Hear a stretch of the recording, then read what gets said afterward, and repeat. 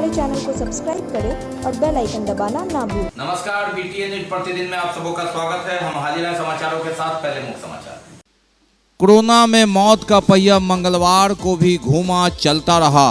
मरीज तो corona ward में मात्र 35, लेकिन एक ने तोड़ा दम। सुखद पहलू ये कि 2 माह बाद सबसे कम 14 पॉजिटिव। लॉकडाउन 2 में दुकानें खुलेंगी और रात्रि कर्फ्यू भी जारी रहेगा, लेकिन दोनों में 1-1 घंटे की ढील। 22 जून तक यह नियम लागू रहेगा। 18 वर्ष से 44 वर्ष के लोगों के लिए कोरोना वैक्सीन का टीका बुधवार को भी गांव से लेकर शहर के विभिन्न केंद्रों पर चलेगा। ऑनलाइन और ऑन द स्पॉट दोनों पद्धति से वैक्सीन दिया जाएगा। और मानसून की झमाझम बारिश में लबालब शहर। नगर विधायक कार्यकर्ताओं के साथ बड़े नाले की उड़ाही में लगे रहे। चर्चा श्रेय किसका? विधायक का, सामाजिक कार्यकर्ता का या आदेश देने वाले मंत्री का? बहरहाल नाले की सफाई प्रारंभ।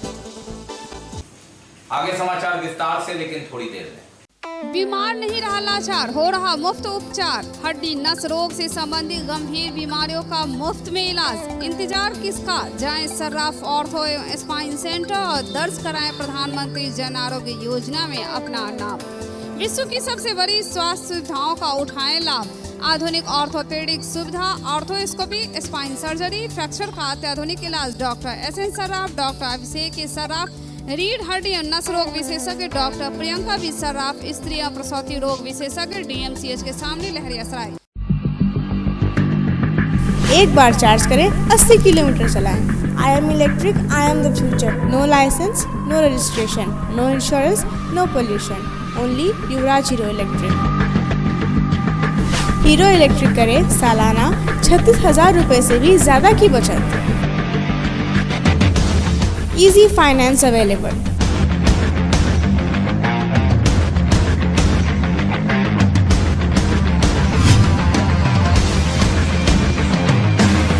हीरो इलेक्ट्रिक की बैग 37,000 से लेकर के 96,000 तक नई मॉडल उपलब्ध है। एक बार अवश्य पधारें।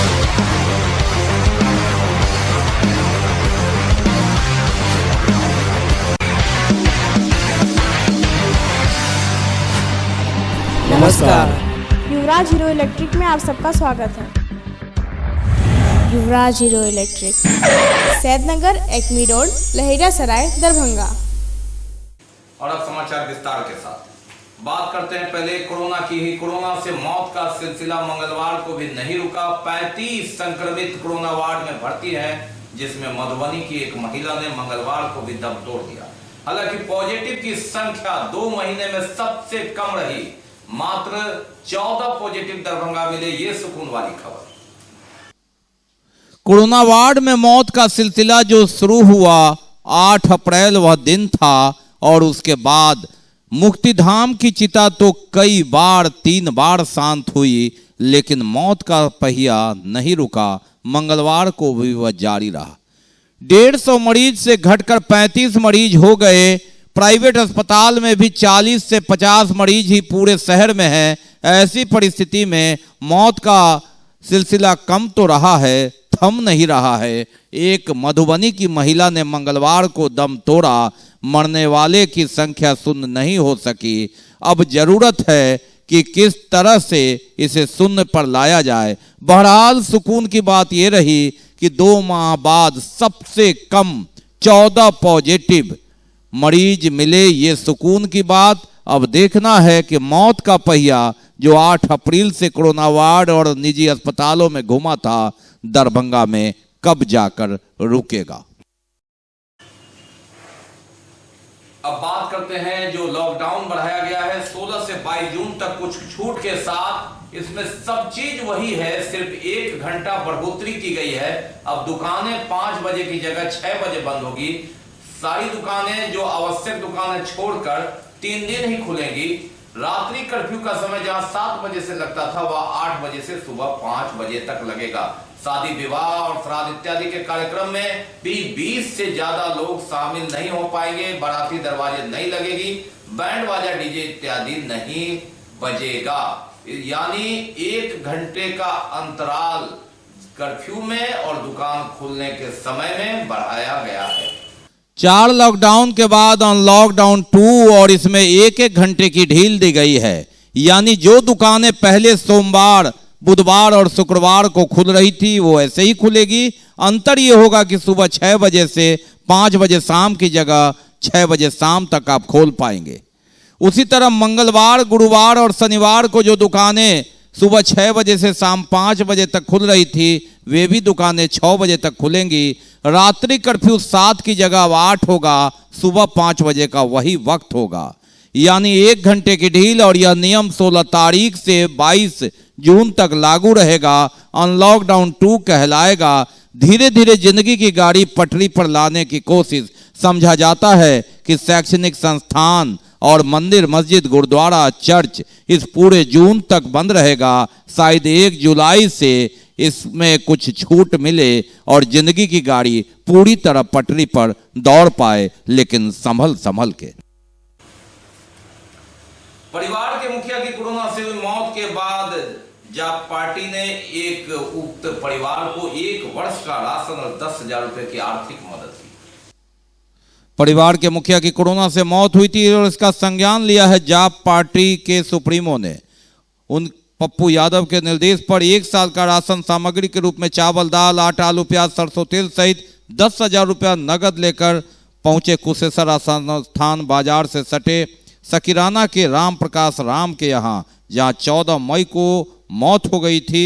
माली हालत दयनीय थी। विधवा किरण देवी के ऊपर 3-3 बच्चों के भरण पोषण का भार के कारण जिंदगी बोझ लगने लगी तो यह खबर समाचार पत्रों के माध्यम से जानकारी मिली। पार्टी की तरफ से मददगार के रूप में चंद्रकांत सिंह यादव, प्रदेश उपाध्यक्ष अभिनेश्वर प्रसाद बिहारी, दिलीप सोनी, युवा परिषद नगर अध्यक्ष दिलसाद, जाप नेटू पिंटू खान, मुरारी पासवान, जीवच हजारी,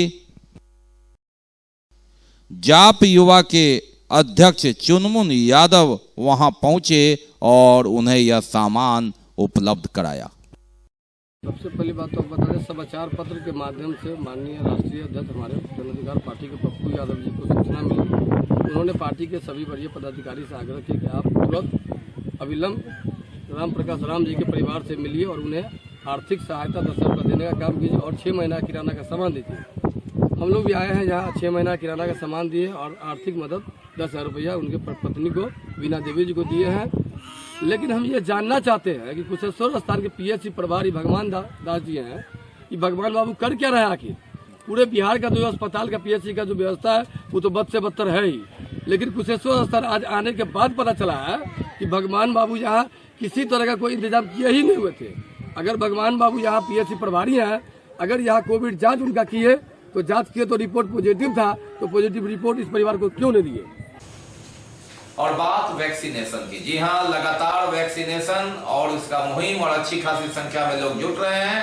और अब जो 18 से 44 वर्ष का वैक्सीनेशन लगाया जाना है उसके लिए भी पूरी तैयारी। कुछ जगह ऑनलाइन रजिस्ट्रेशन और कुछ जगह online on the spot registration. ये बुधवार को जारी रहेगा।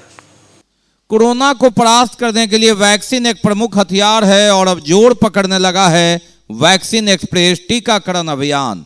जिला पदाधिकारी ने 16 जून को विशेष टीकाकरण अभियान को लेकर बैठक की और इसके तहत 18 वर्ष से ऊपर 44 वर्ष तक के लोगों के लिए प्राथमिक स्वास्थ्य केंद्र में 31 टीकाकरण केंद्र संचालित किए गए हैं। इसके अतिरिक्त 33 कोरोना वैक्सीन एक्सप्रेस भी चलेगा। ऑनलाइन रजिस्ट्रेशन वालों के लिए किसी प्रखंड में 2 तथा किसी प्रखंड में 1 टीकाकरण केंद्र है। 16 जून को इस विशेष अभियान के लक्ष्य को हासिल करने के लिए सभी 18 वर्ष से अधिक उम्र वाले जीविका दीदी उनके परिजनों के टीकाकरण के लिए 3 पंचायतों में टीकाकरण स्थल बनाया गया है, जहां ऑनलाइन पंजीकरण की आवश्यकता नहीं होगी, ऑन स्पॉट पंजीकरण होगा, टीका लेंगे। जिलाधिकारी द्वारा सभी प्रखंड विकास पदाधिकारी, जीविका एवं सभी प्रभारी चिकित्सा पदाधिकारी को ससमय टीकाकरण स्थलों पर कर्मी को सुनिश्चित रखने के लिए कहा गया है। अलीनगर, बहादुरपुर, बहेड़ी, बेनीपुर, बिरौल, दरभंगा सदर, गौरा बौराम, घनश्यामपुर, हनुमान नगर, हायाघाट, जाले, केवटी, कुशेश्वर स्थान पूर्वी, मनीगाछी, सिंगवाड़ा, तारडी में कई जगह कहीं 1 और कहीं 2 जगह कैंप लगेगा। शहरी क्षेत्र में 16 स्थानों पर टीकाकरण किया जाएगा, जिनमें ऑनलाइन रजिस्ट्रेशन वालों के लिए पूर्व से संचालित टीकाकरण केंद्र में DMCH, NHMU Raj campus, police hospital, Laheriasarai, town hall, नगर निगम, ML academy, Mukundi Chaudhary school Kaidrabad और आयुर्वेदिक हॉस्पिटल इनकम टैक्स है। और बिना रजिस्ट्रेशन वाले ऑन द स्पॉट के लिए 9 केंद्र बनाए गए हैं, जिसमें mount summer school, CM college, मिल्लत कॉलेज, संत जेवियर इंग्लिश स्कूल शामिल है। तो इस तरह से ऑन स्पॉट भी टीकाकरण होगा और ऑनलाइन वाले भी बनाएंगे।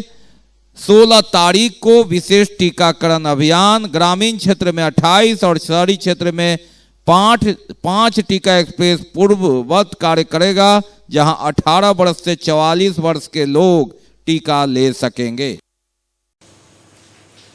बात करते हैं अब बारिश की, मानसून की पहली बारिश झमाझम हो रही है, लेकिन मानसून पूर्वी बारिश ने दरभंगा की सफाई व्यवस्था का संकेत दे दिया था। हालांकि निगम मंगलवार को भी पानी निकालने के लिए लगातार मशक्कत करता रहा। मानसून की लगातार झमझम बारिश में लबालब हो गया शहर, बजबजा उठा शहर। वार्ड नंबर 29 का यह नजारा, जहां खानका समरकंदिया में टीकाकरण अभियान था सोमवार को, लेकिन इस बारिश में अधिकतर लोग पहुंच ही नहीं पाए। आक्रोश जताया पार्षद प्रतिनिधि ने, पूर्व पार्षद मुन्ना खान ने। कैसे जाएंगे लोग, यहाँ ये हाल है। ये सोमवार का दृश्य है। मंगलवार को तो झमाझम और बारिश हुई और ऐसी परिस्थिति में टीकाकरण अभियान पर भी असर पड़ा। कहानी एक जगह की नहीं है। नगर निगम लगातार मशक्कत करता रहा, लेकिन क्या करे, जब वक्त था तो प्लान बनता है और जब बारिश होती है तो फिर नाले की सफाई होती है। ऐसे में नाले का कादो इधर निकालिए, कीचड़ निकालिए, फिर जाएगा बेतरतीब ढंग से ये व्यवस्था। लेकिन किससे कहें, इस बार तो फिर कोरोना काल है, कई बहाने हैं। बहरहाल लगातार मशक्कत करता हुआ और जनता का आईवास करता हुआ बाढ़ आ जाने के बाद मोटर पंपिंग सेट से पानी निकालने की कवायद, बरसात में सड़क डूब जाने के बाद नाला साफ करने की ये मशक्कत। पिछले बार जो हुआ अब तक, उसमें वार्ड नंबर 29 हमेशा 1 नंबर पे था, लेकिन आज ये हाल है कि नगर निगम की उदासीनता के कारण में सब लोग आए हुए। देखिए सारे लोग मौजूद हैं। वैक्सीनेशन यहाँ पे लगाने के लिए वैक्सीन की जो सेविका हैं, सहायिका हैं, हमारे जो आंगनबाड़ी की सेविका सहायिका, मतलब जितने लोग हैं सब यहाँ मौजूद हैं। लेकिन यहाँ पर नहीं आने की वजह, आज लोग नहीं आ पा रहे हैं। इस वजह से सबसे बड़ा कारण ये है कि जो जिस रोड होके आना है उस रोड में पूरा पानी लगा हुआ है। नगर निगम ने को पिछली बार हमने कहा था कि यहाँ का पानी निकाला जाए, तब यहाँ पर लोग आएंगे। इसीलिए जब पानी निकल गया, रास्ता खुला हुआ था, तो लोग यहाँ पर आके अपना वैक्सीन लिए। लेकिन इस बार क्या है कि ये पूरा नाला को इंक्रोच कर लिया लोगों ने, जिसके कारण यहाँ पर थोड़ा सा भी बारिश होता है तो हर घर में, रहमगंज मतलब जो पोखर के नाम इतना घर है, सब में पानी चला जाता है। चलिए, कहां पानी की क्या स्थिति है जमा, हम आपको ले चलते हैं दरभंगा के वीआईपी रोड मुख्य सड़क लहरियासराय में, जहां लगातार हो रही बारिश के कारण कई दिनों से मुख्य सड़क पर बारिश का पानी सड़कों पर लग गया है और यह पानी देखने से लग रहा है जैसे कोई झील या तालाब। अब सवाल है किससे करें फरियाद। पूर्व पार्षद मुन्ना खान परेशान है, हर घर में पानी है, पत्नी इनकी पार्षद है, लगातार संघर्ष है, लेकिन पानी वहीं का वहीं है। किसके सर ठीकरा फोड़ें, किससे गुहार लगाएं, कैसे पानी निकालें। कहानी एक दिन की नहीं, कहानी दशक की है। सिलसिला यूं ही चल रहा है। अब तो वैक्सीन लेने के लिए लोग भी आ रहे हैं, तो कैसे आए, परेशानी वही है। मस्जिद जाएं, घर जाएं, सामान्य काम के लिए जाएं या वैक्सीन लेने जाएं, इसी रास्ते से होकर गुजरना होगा। और जब वीआईपी रोड का ये हाल है तो आप देखिए, हमारे संवाददाता सरफराज आलम जब वार्ड नंबर 29 पहुंचे तो स्वयं पानी हेल कर गए और यहाँ भी वही हाल था। हमारे संवाददाता वीरेंद्र किरण जब नाले की सफाई के लिए गए तो कीचड़ से सने रास्ते में गए, वहाँ भी यह हाल था। वीआईपी रोड कहलाता है, किसी ने सोच कर रखा होगा नाम कि वीआईपी रोड है। यहाँ जल जमाव नहीं होगा, जल भराव नहीं होगा, फर्राटे से गाड़ियाँ चलेंगी। वीआईपी रोड शायद किसी ने उस समय ये सोच के नाम रखा होगा, लेकिन वक्त बदला, समय बदला, वर्ष बदला, दशक बदला, शताब्दी बदल गया, स्थिति बद से बदतर होती चली गई। ये दरभंगा है। अब बात करते हैं बारिश के समय इसके निदान की भी हमेशा चर्चा उठती है। नेतागण सड़क पर हैं और ये पानी निकलेगा। जी हाँ, एक बार फिर दावे वादे के साथ जनप्रतिनिधि और समाज से भी एक साथ चुके रहे। लहरियासराय के हाउसिंग बोर्ड से लेकर कमला मंडप तक सुपर हाईटेक मशीन द्वारा नाले एवं पुलिया की सफाई की गई मंगलवार को। सफाई के दरमियान नगर विधायक भी वहां मौजूद थे और इस आवाज को उठाने वाले भाजपा नेता और कार्यकर्ता आदित्य नारायण मन्ना भी मौजूद थे। उन्होंने इस संदर्भ में जल संसाधन मंत्री को ज्ञापन देकर उनका ध्यान आकृष्ट कराया था। अब जल जमाव, जल भराव के बाद जहां जल जमा है वहां से जल निकालने के लिए तत्पर हैं नगर विधायक संजय सरावगी जी। जी हां, अभी लहरियासराय में यह आधुनिक मशीन से नाला सफाई चल रहा है। 2015 से जो टिन्ही पुल है उसके निर्माण में कई बार शिलान्यास और उद्घाटन के बाद वहां के जल जमाव समस्या के लिए 10 करोड़ रुपया आ गया है। अब जेसीबी मशीन के बाद नया मशीन देखिए दरभंगा में।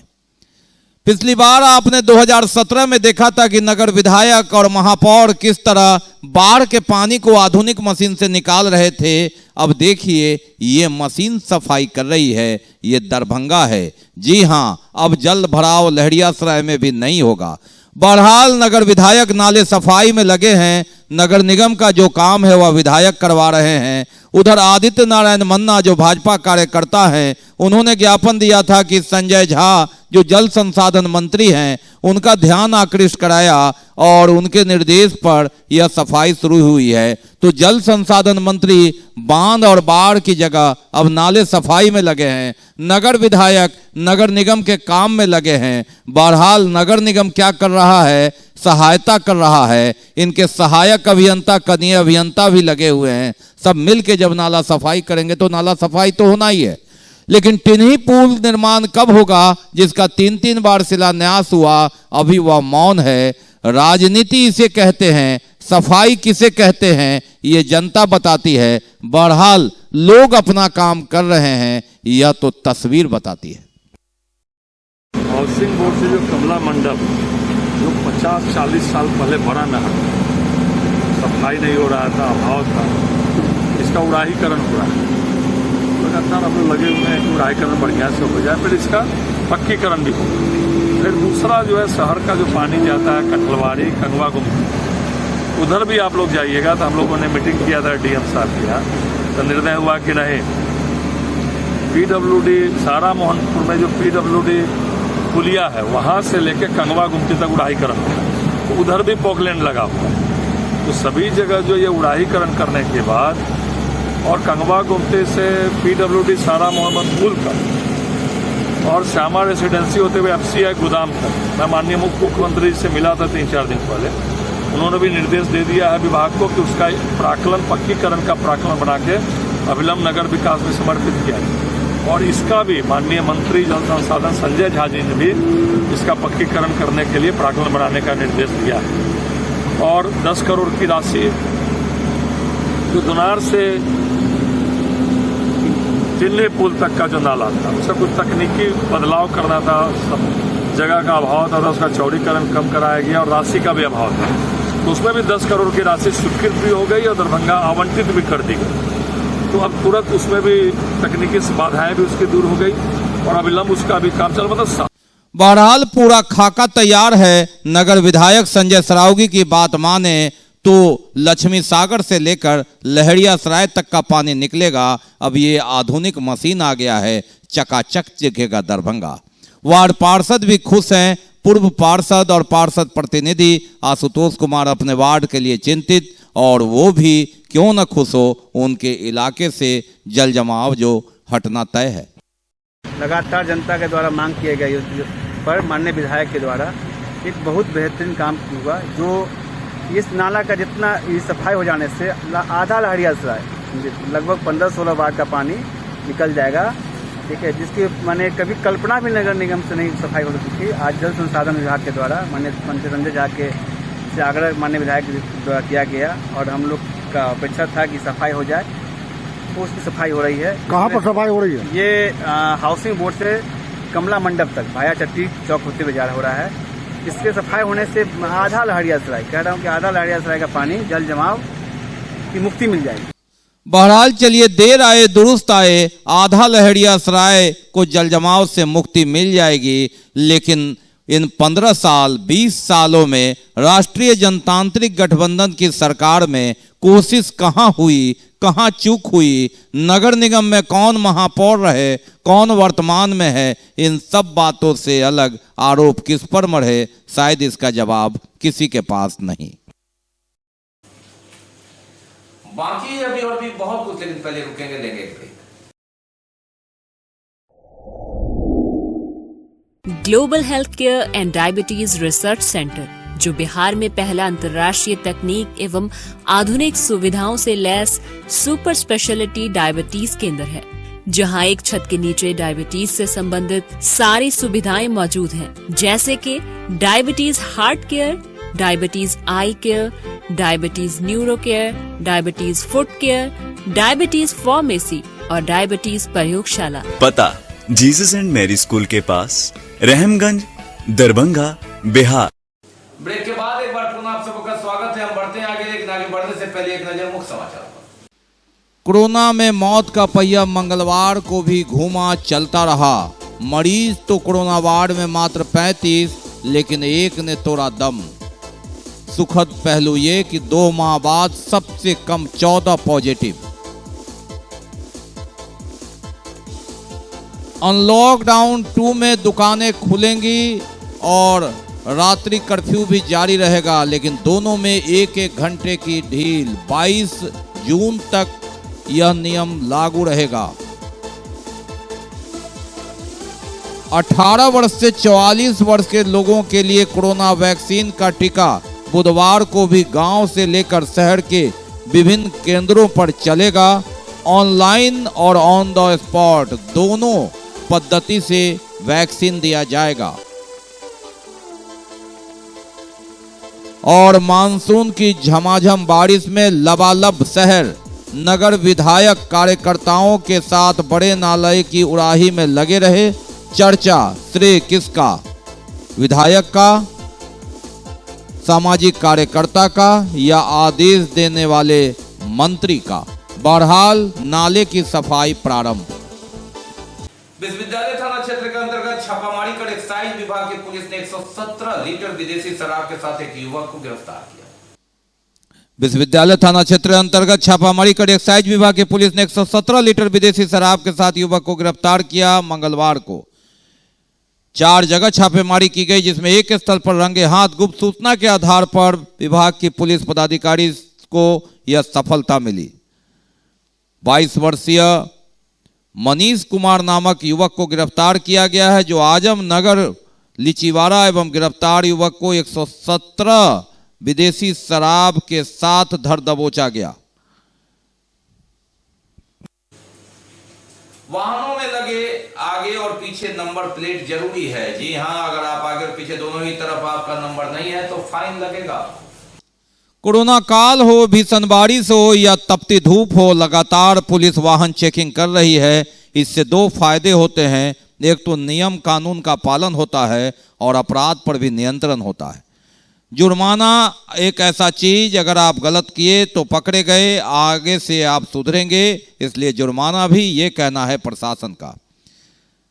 गवर्नमेंट गर्ल्स स्कूल के पास वाहन चेकिंग चल रहा था। अगर दोनों तरफ नंबर नहीं है तो 500 रुपया फाइन लगेगा आपको। हेलमेट नहीं है तो अलग फाइन, मास्क नहीं लगाए हुए तो 50 रुपया का फाइन, यानी हर रूप में तैयार।